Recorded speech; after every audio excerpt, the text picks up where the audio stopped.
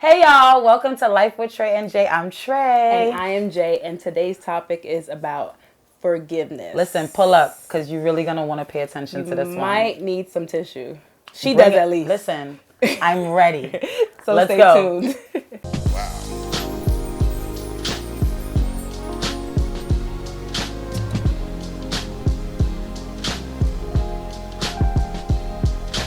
Thank God for it.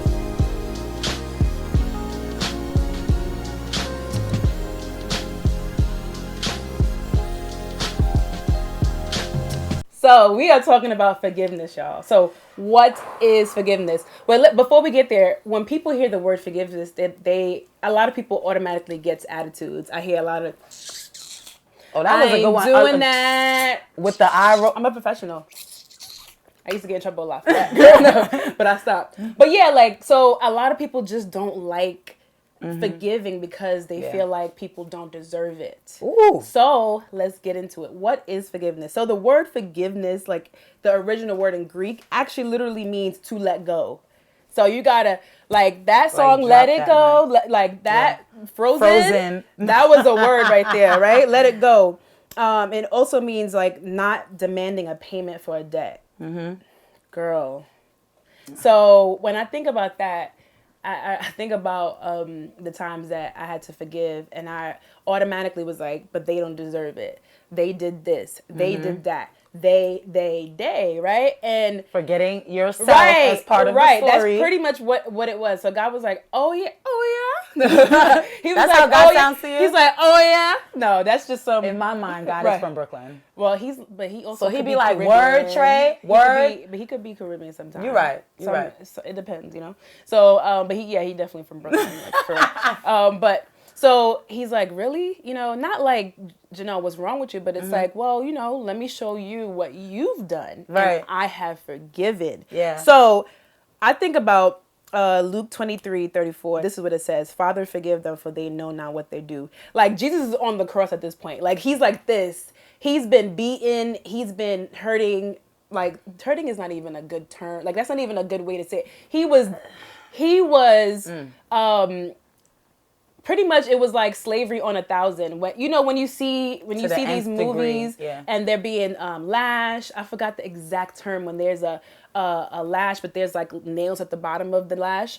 A whip. Sorry, a whip. Yeah. So yeah, it's been. I mean, he was holding the cross which was really heavy, and he walked for miles and miles. I mean, he was and the tortured. Crown of thorns on his for head, a long so you're time. Like bleeding right on your face, and then he has nails on his side, like they pierce his side, his foot, like, so this is like, it's worse than what we're saying, right?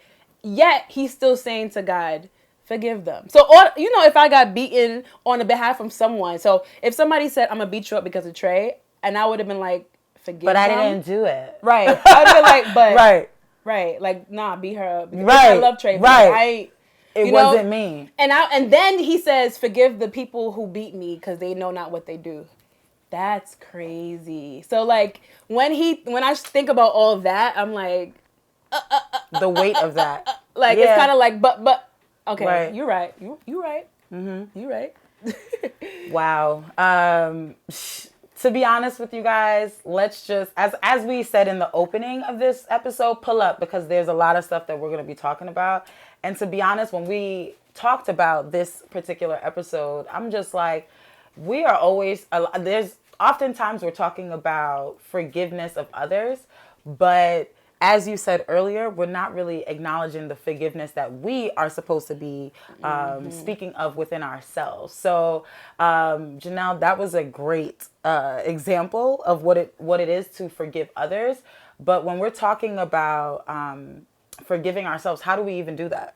You know what I'm saying? How do you forgive yourself or others? Like, that's hard. No, either way. Sometimes people, like you said, they don't think about forgiving themselves. And you go through life and you respond to things and you don't realize why you feel so like maybe not unforgiving, but you're not forgiving others because you're not forgiving yourself. Yeah. Also, you feel like you don't deserve for some reason. Mm-hmm.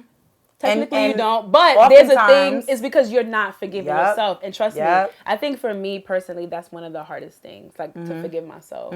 So, yeah. So, in terms of forgiving yourself, one of the major things that I just had to forgive myself in, well, it's twofold actually. So I know there's something that I often talk about is abortion.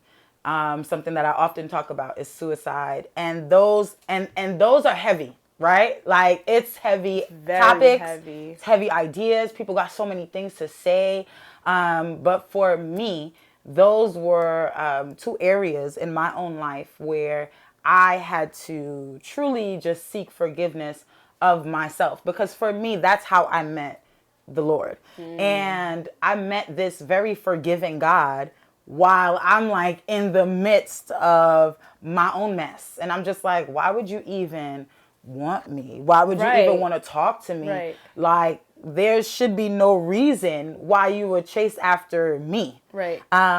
Especially when I'm like trying to like dead clip this whole thing, because I'm just like, this whole thing meaning yourself. This whole life myself, in the midst of that, in the midst of that space.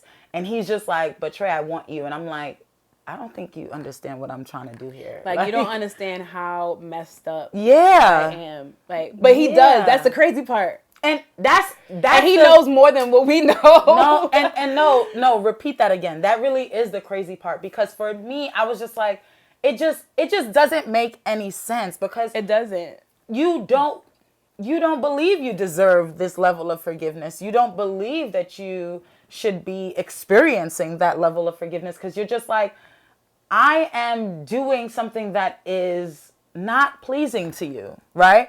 I am trying to take things and take ownership of my own self and my own life. And that is completely void. Not void, but the opposite of what you want. Thank you. And it's just like, why would you still want to be in that space with me? And I think when we are talking about forgiving others, we need to really be forgiving ourselves. Oh, excuse me. We need to really forgive. I was like, Trey, do you need the right? I was like, I was like, which one is happening to me right now? But anyway, nonetheless, hey y'all, okay? So nonetheless, like, which one, when we are talking about forgiving others, we really need to be talking about how you have to forgive yourself first in order to then forgive others, because you are always going to be in a space of they versus like, I had a professor in college. I went to AU. Shout out Adelphi University. You about to say, you gotta explain that, because people like Adelphi what? Adelphi University. I'm in Garden City, Long Island. I went to Stony Brook University. Shout out to AU, right? I had a professor SBU who always was like, when you are pointing outwards, be mindful that your thumb is pointing to you. And he was like, it's this way. So when we're talking about people, it's not just Jeanelle. No, it's what did you do, Tracey, in the midst of this? Right. And it's like, how can you forgive Jeanelle if you haven't forgiven yourself? Like, or receive forgiveness from God. Yes. Those are the threefold. Yeah. I mean, yes, right? So yeah, anytime we are talking about forgiveness, that's always the space that I'm like, on, because it's like, you need to, the thing is, and it's hard to even understand that. It's hard to understand why there's this forgiving God, right? It's very difficult to understand that, because you're just like, I don't deserve it. And you really don't. Right. We really do not. But that's where grace comes in. And that's where we are just like, wow, like, you are giving me what I don't deserve in this space right now. So how do you forgive? And what is not forgiveness? So how do you forgive? Clear things up with God. Yeah. Like, so this is the thing. I remember for I would say, when I first like really, really got serious about God, he showed me myself. Well, portions of myself. Because I know God shows us a little bit at a time. Because if he showed me how deeply disgusting and filthy my sin was at the moment, it would have been too much for me. But, he showed me a lot at that moment, more than I've seen before. And I was like, whoa, like, this is true. Like, so God, please forgive me. But for a long time, I didn't receive his forgiveness. So once I did, I was so, it was very humbling for me. It was extremely humbling. But it is humbling because, like she said, this is big God he's chasing after my small individual self, so there's that. And because of that, he showed me like, Jeanelle, you have to forgive your father. And I was like, no, because my whole life he's been in and out, he doesn't deserve it because he's still doing things. Like my thing was, I forgave already. I don't have to do it again. That was always my thing. Even up to like earlier this year, I forgave that person and I don't have to do it again because that person keeps on messing up, keeps on hurting me, and they're doing it on purpose. So why do I have to forgive them? Because they're doing it on purpose. Yeah. And God was like, how many times I specifically told you not to do this and you literally did it? And I was like, no, when the Lord gives you the mic check, 1 2 1 2, and he's like, you be like, drops mic. Like, you're right. How many times I remember growing up, how many times I would say, God, this one time I'll do this thing. Please forgive me after. And he would forgive me. And I'll do it again. And then I'll say, I'll never do it again. And I did it again. And when I look over my life, I've probably done that way more than I want to admit. Yeah. Right? Yeah, so God was like, your father is a human being who needs me just as much as you need me. So therefore, like this is slowly coming in. Therefore, for a good relationship with you, not a good, but like a better relationship with you and I, Jeanelle, forgive your father.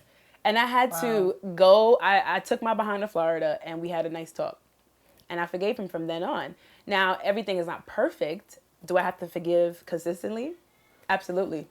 Absolutely. Yeah. But it says it in the word. Like Peter is like, yo, Jesus, do I have to forgive again? And he's like, 7 times? And he's like, Jesus is like, yep, 7.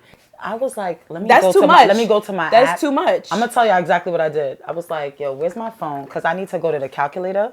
7 times 7. What's 7 times 77 times what? So I'm supposed to forgive this person. This man, like, nah, you're asking a lot. You asking a lot. Like, so I'm gonna read it real quick. Then Peter came to him and asked, Lord, how many times will my brother sin against me and I forgive him and let it go? Like, question mark, up to 7 times? And Jesus answered him, I say to you, not up to 7 times, but 70 times 7. I was like, I went to the calculator. Those memes is like, oh, right.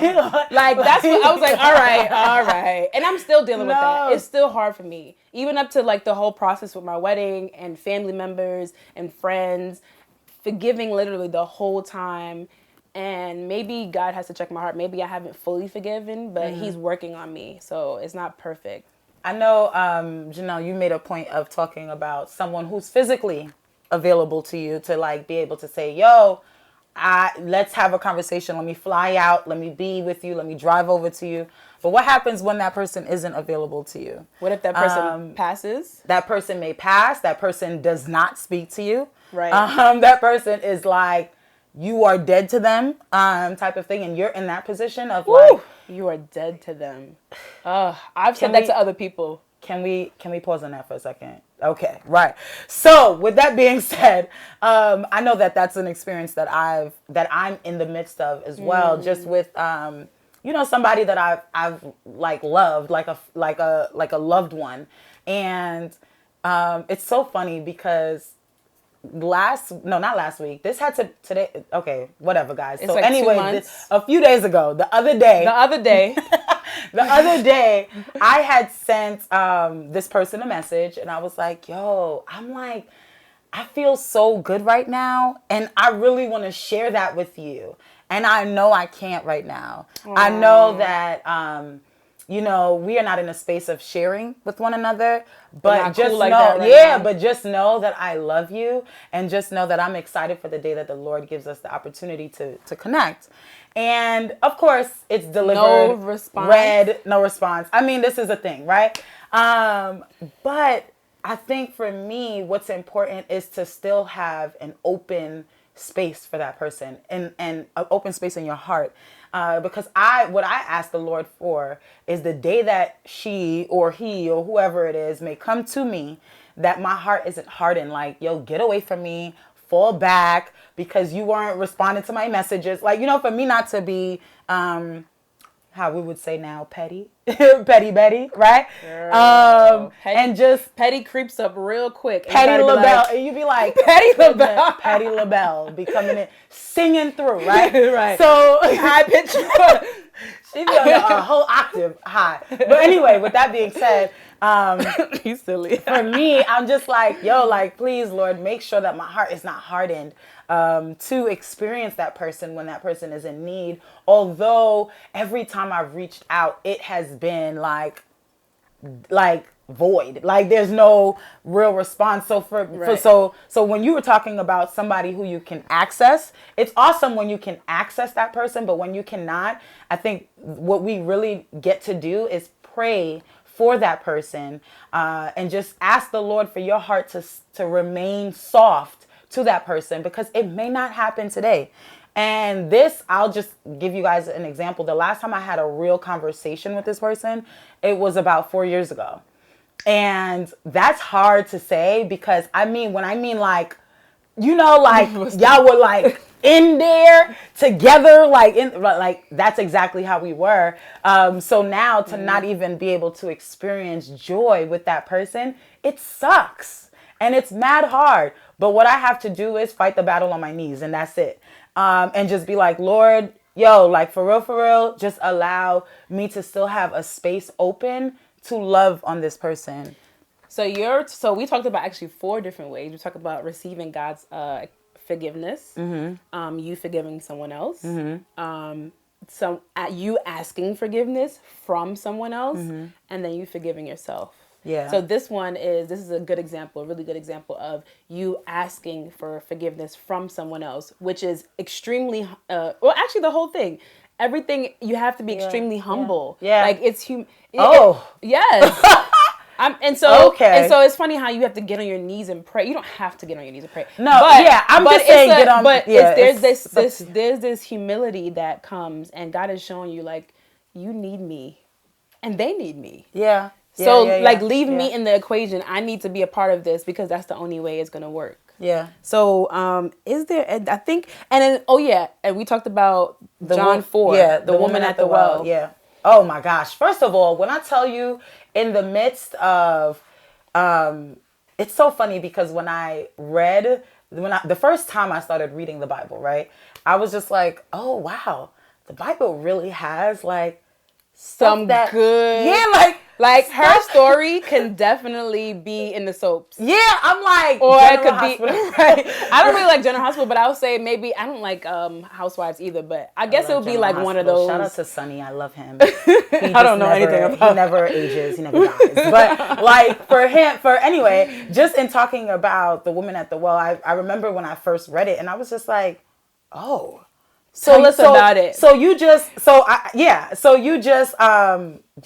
like people who you shouldn't like, because they are doing something that's opposing to your will. So the woman at the well, he was talking to her, and he was like, yo, he asked for water, and she was like, why would you ask me for water? You're supposed to have your own bucket to have water, to pour water in from the well. And then, back then men didn't speak to women. Not only that, she was a Gentile, and she was like, I'm not a Jew. Why are you talking to me? We're not supposed to be talking with one another. And he's like, yo, if you only knew that if you took my water, you would never be thirsty ever again. And she's like, I was just minding my business. Right. And then trying to get some water. Like, what are you talking about? Out here thirsty. She's like, it might have, thankfully it didn't go over her head, but in the beginning, I'm sure it did. And then she's like, why are you talking to me? And what I found so dope was that she was so focused on the fact that, yo, the law says, you know, do not speak to a Gentile, and you're a Jew and you're speaking to a Gentile. But the issue is that he was focused on grace. That he was like, yo, like, it's not even about this. I'm not even talking about all the things that I could talk about you, because think about it. She was an adulterer. Shorty had mad. She was getting it. So just a little bit. He said, you have 5 husbands, and pretty much you only got one. But you know, she didn't have husbands, but she was with a whole bunch of men. And I would say that maybe, you know, we not thought in like that, and maybe she wasn't. Maybe she was just with men throughout her life, and right. You know, and she never married any of them. But we can relate to that in some way, you know. And so he was telling her like that's your situation, and she's like, well, how did you know? Like, how do you know and then she realized that he's the one. Like, he's the living water. And then she's like, wait, why are you talking to me then? Like, another reason why you should not be talking to me. Yeah. And then he's like, he's pretty much saying, receive forgiveness. And then she went and told everybody because it was such a relief. Transformative right. It for was her as well. Yes. And she was so happy about it that she went and told. So